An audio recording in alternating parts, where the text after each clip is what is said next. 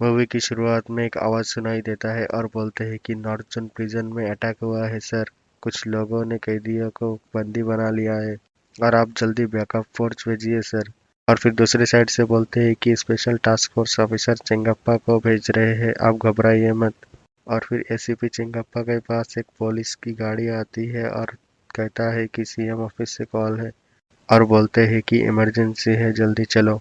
और पूरी situation ACP चिंगप्पा को बोलते हैं और फिर दो पुलिस वाले को भेजते हैं एसीपी चिंगप्पा के साथ और बोलते हैं कि ये दो लोग पूरी डिटेल्स आपको बता देंगे। और फिर पूरी डिटेल्स बताने लगते हैं और फिर 10 साल पहले का सीन दिखाते हैं जहां सीबीआई का रेड होता है ओमान एक्सपोर्ट पर। लेकिन उन सीबीआई वालों को कुछ भी नहीं मिलता है और फिर बोलते हैं कि सॉरी सर, गलत इन्फॉर्मेशन मिली है, सॉरी सर। और ये बोल के वामन श्रीनिवासन सर चलने लगते हैं। अभी वहां रखे एक शूज में कुछ मिलता है और फिर वहां की लाइट चली जाती है और फिर फायरिंग शुरू हो जाती है और उस फायरिंग में वामन श्रीनिवासन सर को गोली लग जाती है। फिर प्रेजेंट का सीन दिखाते हैं जहां टावर 1 का सीन और कोई कहता है कि सबको अलग अलग सेल में रखा है। और फिर दलावाई जो कि वहाँ का हेड होता है वो बोलते हैं कि वामन कहाँ है। तो फिर कोई बोलता है कि वो हॉस्पिटल में है। और फिर दलावाई बोलते हैं कि पटाखे तैयार रखो। हालत को देख के लगता है कि इस बार दिवाली जल्दी आएगी, इस बार की दिवाली धमाकेदार होगी। और फिर एक रिपोर्टर को दिखाते हैं, उसको उनका हेड कॉल करके बोलता है कि जल्दी ब्रेकिंग न्यूज भेजो। और फिर डॉक्टर को माइक्रोफोन चिप लगा के भेज देते हैं एसीपी चिंगप्पा। और फिर जेल के अंदर से दलवाई बोलते हैं कि इन तीनों को अच्छे से चेक करना। और फिर एसीपी चिंगप्पा दो लोगों को मार के उनकी जगह रिप्लेस करके दो उनके लोगों को भेज देते हैं। और फिर किसी तरह से जब वहां का मेटल डिटेक्टर के पास से गुजरता है तो एसीपी चिंगप्पा पावर सप्लाई को काट देते हैं और इसकी वजह से बच जाते हैं। और फिर दलाभाई उन लोगों से कोड पूछता है और फिर एसीपी चिंगप्पा उन लोगों को कोड बता देते हैं कि रावाना है कोड। और फिर दलाभाई बोलते हैं कि कोड सिर्फ एक को पता था, उन दोनों में से एक बोल नहीं सकता था क्योंकि वो गूंगा था। और फिर उन दोनों को भी जेल में बंद कर देते हैं पकड़ जाने पर। और फिर डॉक्टर को बोलते हैं कि चलो ऑपरेशन शुरू करते हैं। और फिर एसीपी चिंगप्पा बोलते हैं कि प्लान ए फेल हुआ है तो क्या हुआ, प्लान बी फेल नहीं होना चाहिए। और बोलते हैं कि ऑडियो वीडियो बॉक्स को जल्दी से चालू करो। और फिर चालू करते ही गाना प्ले होने लगता है। और फिर 10 साल पहले की सीन दिखाई जाती है दिल्ली की, जहां एक मीटिंग में बोलते हैं कि हमने पहली बार इतना सारा सोना पकड़ा है और रेड के दौरान 200 किलो सोना तुम्हारे हाथों में लगा, लेकिन मेरी रिपोर्ट्स के अनुसार लगभग 1000 किलो से भी ज्यादा सोना मिला था। जल्दी पता लगाओ कि ये काम किसने किया है और ये बाकी का सोना किसने हटाया है। और फिर प्रभु के घर से सोना मिलता है तो उसको पकड़ के पूछताछ करने लगते हैं। तो प्रभु कहता है कि उसे कोई फंसाने की कोशिश कर रहा है और फिर शर्मिंदगी के कारण प्रभु सुसाइड कर लेते हैं। और फिर एसीपी चिंगप्पा कंफ्यूज हो जाते हैं कि जेल के अंदर खबर कौन पहुंच रहा है बाहर से। और फिर पुराने सीन दिखाए जाते हैं जहां दलवाई एक साइंटिस्ट से मिलते हैं और वहां से एक ट्रेंड किया हुआ रैट को लेके आते हैं एक काम करवाने के लिए। और फिर उस रिपोर्टर को एक कॉल आता है जो कि जेल के अंदर से किया जाता है और वो उस रिपोर्टर के पापा होते हैं। और फिर उसके पापा कहते हैं कि मैं तुम्हें अंदर की एक खबर देता हूँ और तुम कुछ ऐसा काम करो जिससे बाहर निकलने के बाद मुझे तुम्हारी प्रशंसा सुनाई दे। और फिर एक जेलर जिसका हाथ बंधा हुआ होता है वो कहता है कि मेरे पास एक अच्छा आइडिया है। पीछे एक रेस्ट्रिक्टेड सेल है, उसमें 4 बहुत खतरनाक कैदी बंधा हुआ है, उनके साथ मिलकर हम उस लीडर को हटाने की कोशिश करते हैं। और फिर एसीपी चिंगप्पा कुछ कैदी के नंबर मिलता है और फिर एसीपी चिंगप्पा को कुछ कैदियों के नंबर मिलता है तो उनके बारे में डिटेल्स निकालने बोलते हैं। तो पता लगता है कि वो सारे कैदी तो पहले से ही रिलीज हो चुकी है। और फिर एक कॉल आता है एसीपी चिंगप्पा को और डिमांड लिस्ट पढ़ने लगते हैं।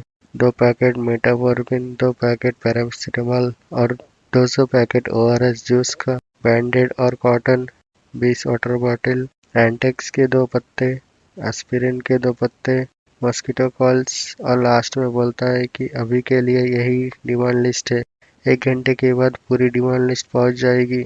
और फिर एसीपी बोलता है कि फोन को स्पीकर पे लगाओ और कहता है कि अपने आप को सरेंडर कर दो।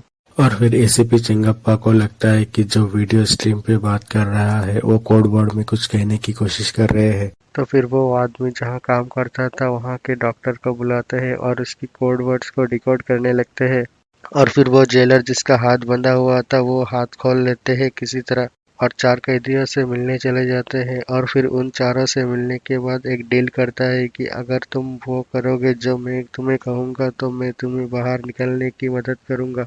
और फिर वो डॉक्टर जो जेल के अंदर इलाज करने गया था वो कहता है कि बुलेट निकाल दिया है, इनको बस 2 घंटे के अंदर होश आ जाएगा।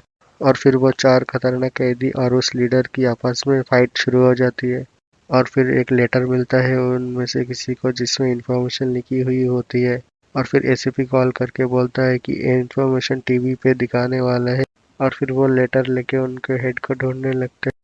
और फिर एसीपी चेंगप्पा एक लड़के को बुलाते हैं और उस लीडर जिनको घोस्ट बोला जाता है उसके स्केच बनाने को बोलते हैं। और फिर वो जेलर एसीपी को बोलता है कि यहाँ के एक कैदी को बाहर जाने का रास्ता पता है, मैं उस रास्ते से निकलता हूँ, आप उसी रास्ते से कमांडो को भेजिए सर। और फिर स्केच तैयार हो जाता है और फिर उसकी डिटेल्स निकालने लगते हैं।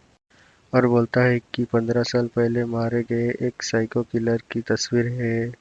और फिर उस जेलर के फोन पे एसीपी से बात करता है घोस्ट और बोलता है कि खेल को सही से खेलने वाले उसके रूल्स को नहीं तोड़ता। और फिर घोस्ट लास्ट में बोलता है कि इसके बारे में सोचो कि मुझे क्या चाहिए, आपको आपका जवाब मिल जाएगा। और फिर एसीपी मीटिंग में डिस्कशन करता है और एसीपी बोलता है कि ऐसा सिचुएशन क्यों हुआ है। तो कोई बोलता है कि वामन जिस दिन आए थे उसी दिन ये सब हुआ था। और फिर वामन श्रीनिवासन की डिटेल्स निकलने लगते हैं। और फिर कमांडोस किसी तरह अंदर चले जाता है और फिर फाइट शुरू हो जाती है। और फिर प्रसन्ना जो कि उस रिपोर्टर के पिताजी है उसको वामन मिल जाता है और वामन को एक सेफ जगह शिफ्ट करते हैं। और फिर घोस्ट की कहानी दिखाते हैं। उनका पूरा नाम दलाभाई मुद्दन्ना है। और पूरी कहानी खत्म होने के बाद घोस्ट एसीपी को डिमांड नोट करने के लिए बोलता है और बोलता है कि उनको 2 फ्लाइट चाहिए, एक फ्लाइट अफगानिस्तान के लिए और एक फ्लाइट म्यांमार के लिए। मैं सिर्फ चिंगप्पा के साथ ही बात करूंगा। जब मैं एयरपोर्ट पहुंच जाऊंगा तो 50% हॉस्टेजेस को छोड़ दूंगा और डेस्टिनेशन पहुंचते ही बाकी 50% और ये बोल के फोन रख देते हैं। और फिर घोस्ट के एक आदमी के हाथों से एक हॉस्टेज की हत्या हो जाती है। और ये सोच सोच कर वो आदमी फिर अपने आप को गोली मार देते हैं। और फिर एसीपी मीटिंग में बोलते हैं कि वामन को फोन लगाओ क्योंकि सिर्फ वही जानता है कि गोल्ड कहाँ है। और फिर उस रिपोर्टर को सीएम कॉल करते हैं और बात करने लगते हैं। और फिर घोस्ट एक फोन नंबर लिखते हैं और उनके आदमियों को बोलते हैं इस नंबर पर बार बार कॉल लगाओ ताकि इस नंबर पे बाहर से कोई कॉल ना आ पाए। यही एक तरीका है बाहर से कनेक्शन काटने का, ताकि अंदर से कोई खबर बाहर ना जा पाए। और फिर एसीपी सुब्रमण्यम तीर्थाना पहुंच कर कुछ ढूंढने लगता है। फिर एसीपी को पता चलता है कि ये तो जेल का ब्लूप्रिंट होता है। और फिर वो रिपोर्टर बाहर से बोलता है कि ऐसा क्या है इस जेल में जो दूसरे जेलों को छोड़कर इसी जेल को बंदी बनाया गया है। और फिर घोस्ट को सोना कहाँ है इसकी खबर मिल जाती है। और फिर एसीपी एक एक्स्ट्रा फोर्स को जेल के अंदर भेजते हैं। और फिर कोई कैदी जेल के अंदर से अनाउंस करता है और कहता है कि तुम कौन हो मैं नहीं जानता, मुझे वामन चाहिए। और कहता है 10 मिनट के अंदर वामन नहीं आया तो हम लोग टावर के अंदर आ जाएंगे। और फिर हॉस्टेजेस को कुछ भी हो सकता है। और फिर फाइट शुरू हो जाती है और घोस्ट की पहचान हो जाता है। एसीपी कहता है कि इनका नाम कोई नहीं जानता, सब इनको बिग डैडी बोलते हैं। और फिर बिग डैडी की कहानी बोलने लगते हैं। एसीपी बोलते हैं कि सेंट्रल गवर्नमेंट ने मुझे अपॉइंट किया था इस बिग डैडी को मारने के लिए, लेकिन मार नहीं पाते हैं तो एक प्लान बनाते हैं और 45 ऑफिसर्स के साथ बिग डैडी को मार देते हैं। सिर्फ एसीपी बच जाता है वहां से। फिर एक पुलिस वाला एसीपी को बोलता है कि फिर ये बिग डैडी जिंदा कैसे हो गया, वो तो आपके सामने ही मर गया था ना सर। और फिर एसीपी अंदर जाता है और घोस्ट और एसीपी आमने सामने बातें करने लगते हैं। तो एसीपी बोलता है कि सोना यहाँ पर है, आपको कैसे पता चला। और ऐसे बहुत देर बातचीत चलती रहती है। और फिर एसीपी को पता लगता है कि यह बिग डैडी नहीं है, ये कोई और है। फिर सभी को घोस्ट पर शक होने लगता है और फिर घोस्ट को मारने लगते हैं। और फिर फाइट खत्म होने के बाद फिर घोस्ट अपने आदमियों के साथ मिलकर सोना बस में भर के एग्जिट प्लान चालू कर देते हैं। 3 बस में सारी कैदियों को लेके एयरपोर्ट जाते हैं। फिर एसीपी बोलते हैं कि एयरपोर्ट पहुंचने से पहले वो 3 अंडरपास से निकलेंगे। फर्स्ट अंडरपास पार करते ही हम उन्हें मार डालेंगे सर। और कोई भी अंडरपास से नहीं निकलता तो फिर कुछ पुलिस वाले सबवे के पास जाके देखने लगते हैं तो अचानक से बहुत सारी कार्स आ जाती है अंडरपास से और आगे बढ़ने लगती है। और फिर सभी कार्स वालों से पूछताछ करने पर बोलते हैं कि वो एक शूटिंग से आ रहे हैं और बोलते हैं कि 50,000 दिए गए। और फिर तीसरा सबवे ब्लॉक कर देते हैं और फिर तीसरा सबवे के अंदर बहुत सारी कार जाती है लेकिन बाहर नहीं निकलते हैं। उसी ही रास्ते से फिर से बाइक लेके निकल पड़ते हैं और फिर पुलिस वाले उन बाइक वालों से भी पूछता है और फिर शेखर एसीपी को कॉल करके बोलते हैं कि सब प्रिजनर्स बस में ही है सर, सभी लोग फर्स्ट अंडरपास के अंदर ही है, वो लोग बाहर ही नहीं निकले थे फर्स्ट अंडरपास से। और फिर एसीपी फर्स्ट अंडरपास के अंदर जाके सारे कैदियों को चेक करने लगता है तो एसीपी को उस गैंग के कोई भी मेंबर्स नहीं मिलता है क्योंकि वो लोग होस्टेजेस के अंदर मिक्स हो जाते हैं और मौका दे के भाग जाते हैं।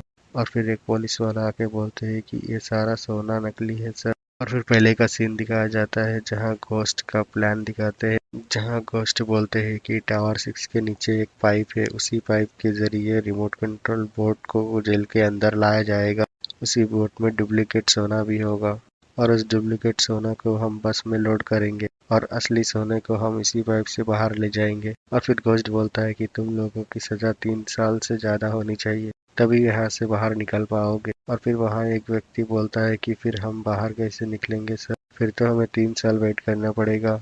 उसके बाद घोस्ट बोलते हैं कि नहीं ऐसा नहीं होगा क्योंकि मैं एक लॉयर को जानता हूँ, वो पुराने केस को रीओपन करने में माहिर है, उनका नाम है एडवोकेट महेश। एडवोकेट महेश दास एक अलग फिल्म का कैरेक्टर है, उस फिल्म का नाम बीरबल ट्रायलॉजी है।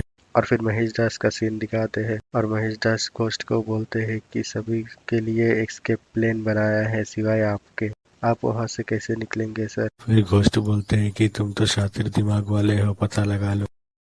फिर घोस्ट के निकलने का सीन दिखाते हैं, वो एक मूर्ति के पीछे छिपा हुआ होता है। सभी पुलिस वाले के जाने के बाद घोस्ट वहां से निकलता है और चला जाता है। और फिर कुछ महीने बीत जाते और चिंगप्पा एक मीटिंग में मैडम से बात करते हैं तो वो मैडम बोलती है कि हमने ये केस पितामह एजेंसी को निवेदन किया है कि वो ये केस ले। फिर एसीपी चिंगप्पा स्वागत करते हैं Indian spy agency A N Rao और उसके साथी को। और फिर मीटिंग खत्म होने के बाद जाते वक्त एसीपी चिंगप्पा एएन राव के हाथ में कुछ टैटू देखते हैं और फिर उनके साथी के हाथ में भी सेम वैसा ही टैटू होता है। और फिर तभी एसीपी को याद आता है कि जेल के अंदर भी ऐसा ही सेम टैटू देखा गया था। और फिर एएन राव की फैमिली बैकग्राउंड को दिखाते हैं। एएन राव कश्मीर गए थे, वहाँ बहुत सारे कश्मीरी पंडित मारे गए थे, वहाँ से 3 अनाथ बच्चों को वो घर लेके आते हैं। उनका नाम गीता, आनंद और प्रभु था।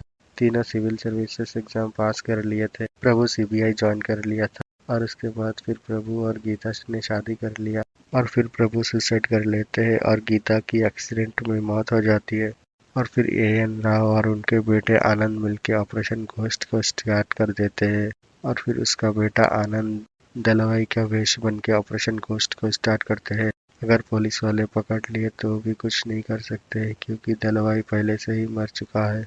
और फिर कुछ महीने बीत जाने के बाद आनंद को एक कॉल आता है तो आनंद पूछता है कि कौन हो, तो वहां से बोलते हैं कि तुम्हारा बुरा वक्त मिस्टर घोस्ट, जश्न तो मत मनाओ, खेल खत्म होने से पहले तुम्हारे सभी आदमियों को मैंने कैद कर लिया है, अगर इनको तुम छुड़ाना चाहते हो तो बदले में मुझे गोल्ड चाहिए। और फिर आनंद बोलते हैं कि कौन हो तुम, तो वो बोलता है कि जिसका नाम लेके तुमने जेल गए थे उसी का बेटा बोल रहा हूँ मैं, और ये बोल के फोन रख देते हैं। और फिर यहाँ पर ही मूवी खत्म हो जाती